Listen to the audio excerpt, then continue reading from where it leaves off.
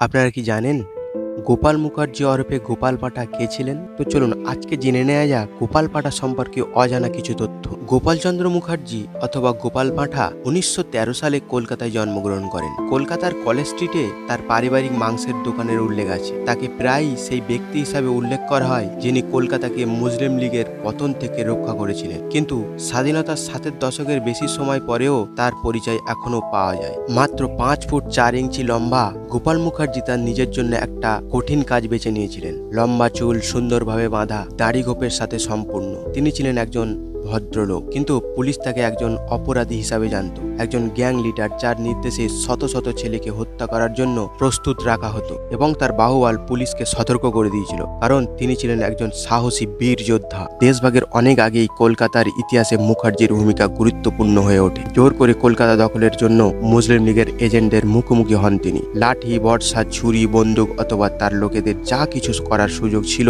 তা নিয়ে তিনি এমন একটি সেনাবাহিনীর নেতৃত্ব দেন যা শহরটির আত্মসমর্পণের বিরুদ্ধে প্রাচীরের মতো দাঁড়িয়েছিল। 1940-এর দশকের শুরুতে অখণ্ড ভারতের বেশিরভাগ স্বাধীনতা নেতারা নিশ্চিত হয়েছিলেন যে দ্বিজাতি তত্ত্ব অনিবার্য।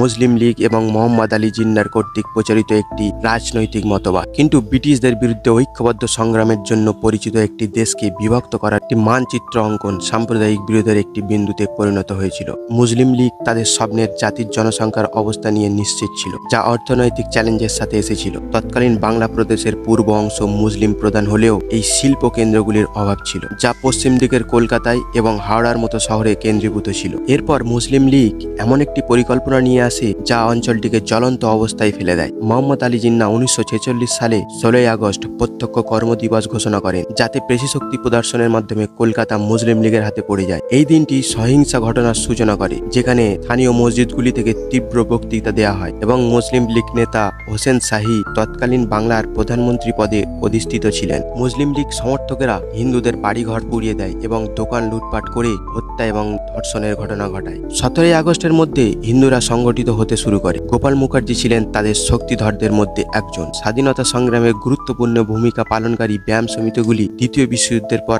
আমেরিকান সৈন্যদের কাছ থেকে সংগ্রহ করা রড, ছুরি, এমনকি রিভলভার নিয়ে আক্রমণে নামে। পাল্টা আক্রমণের জন্য তহবিল আসে বড় বাজারের মারোয়ারি ব্যবসায়ীদের কাছ থেকে। কলকাতা পাকিস্তানে পরিণত হবে, এ আশঙ্কায় গোপাল মুখার্জি তার লোকেদের প্রতিশোধ নেয়ার জন্য কঠোর নির্দেশ দিয়েছিলেন। তিনি তাদের বলেছিলেন, একটি হত্যার জবাবে তোমরা 10 জন হত্যাকারীকে হত্যা করো। আরও 2 দিন সহিংসার পর লীগ বুঝতে পারে মুখার্জির মোকাবিলা করা যাবে না এবং কলকাতাকে পাকিস্তানে অন্তর্ভুক্ত করা একটি দূরের স্বপ্নই হয়ে থেকে যাবে। দ্য ইন্ডিয়ান এক্সপ্রেসের একটি প্রতিবন্ধে ব্রিটিশ ইতিহাসবিদ এবং সাংবাদিক অ্যান্ড্রু হাইটে গোপাল মুখার্জির ভূমিকা তুলে ধরেন। কলকাতা আগুনে পুড়ছিল এবং গোপাল পাঠা কার্যত শহরটিতে কেরোসিন ঢেলে দেওয়ার সুযোগ দিয়েছিলেন। কিন্তু গোপাল মুখার্জির জন্য দুর্দশাগ্রস্তদের সাহায্য করা ছিল তার প্রধান কর্তব্য। ক্যালকাটা ক্লিং শুরু হওয়ার 1 বছর পর 1947 সালে মহাত্মা গান্ধী কলকাতা সফর করেন। অনেকেই তার শান্তির বার্তায় উপস্থিত হয়ে অস্ত্র রেখেছিলেন, কিন্তু গোপাল মুখার্জি অনড় ছিলেন। আমি বলেছিলাম, গ্রেট কলকাতা হত্যাকাণ্ডের সময় গান্ধীজি কোথায় ছিলেন? তিনি স্মরণ করেছিলেন, এমনকি একটি পেরেগও আত্মসমর্পণ করতে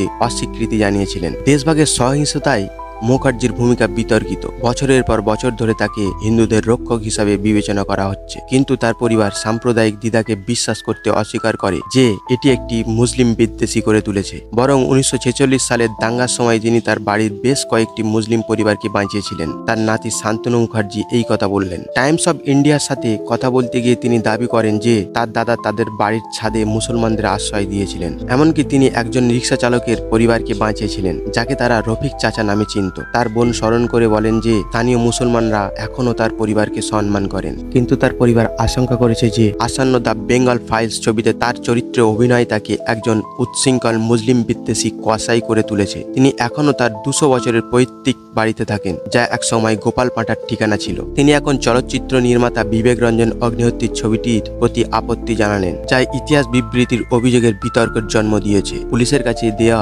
অভিযোগে তিনি অভিযোগ করেছেন যে সিনেমাটি শুধুমাত্র তার দাদার কথা বরং ঐতিহাসিক সংগ্রামের পাশাপাশি তার আদর্শিক প্রত্যাশাকেও অবমাননা করা হয়েছে। শুধু তার পরিবার নয়, এমনকি তার নিজের ভাষায়ও গোপাল মুখার্জি তার দৃঢ় বিশ্বাস স্পষ্ট করে দিয়েছিলেন, লক্ষ্য ছিল শহরকে বাঁচানো। অবশেষে বীর যোদ্ধা এবং ভারতবর্ষের একজন বিপ্লবী গোপাল মুখার্জি 2005 সালে এই পৃথিবী ছেড়ে পরলোক গমন করেন। তো বন্ধুরা, আজকের মতো এইটুকু। আবার দেখা হচ্ছে নতুন কোনো ভিডিওর মাধ্যমে। আপনারা সুস্থ থাকবেন, স্বাস্থ্য থাকবেন এবং নিজের প্রতি খেয়াল রাখবেন।